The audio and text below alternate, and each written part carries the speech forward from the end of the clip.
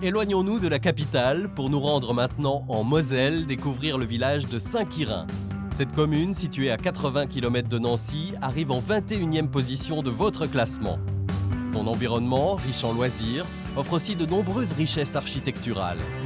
Pierre, le directeur du parc animalier de Sainte-Croix, s'est installé ici il y a 15 ans.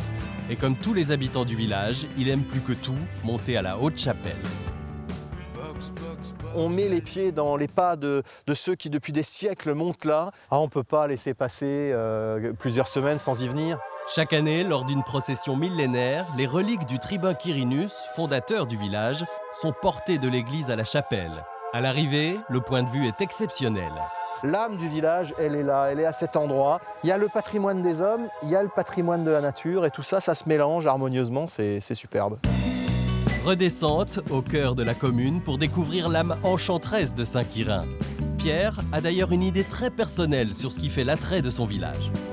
Si Saint-Quirin était une femme, il ne serait pas forcément une bimbo, il serait plutôt cette fille au charme fou. C'est pas un village musée, c'est un village qui vit. Et puis en même temps, on est un petit peu loin de tout, on est coupé du monde, on est au fond d'une vallée. Et c'est vraiment encore l'esprit de clocher. Un clocher à la silhouette baroque dû à ses tours à oignons et à ses triples bulbes. À l'intérieur de l'église, on trouve un chef-d'œuvre unique. Il s'agit de l'orgue Silbermann, classé monument historique. Cet ouvrage fait la fierté du village et de son organiste, Christophe. C'était pour moi un énorme privilège d'avoir accès à un instrument classé monument historique. J'avais 18 ans et je me suis senti vraiment très humble et tout petit pour jouer cet instrument-là. Oui, c'est une vraie fierté, je m'en souviens très bien. Ouais. Mon grand-père s'était marié là en 1933. Le jour de son mariage, il a entendu le son de cet orgue. Quoi. Pour les gens d'ici, ça fait partie de leur histoire en fait, ça fait partie de leur ADN tout simplement. Et à la sortie de l'église, ne manquez pas la fontaine du village. Vous croyez aux miracles? Parfois, parfois. Alors allez-y, essayez. Il paraît que son eau a des vertus bienfaisantes sur la peau.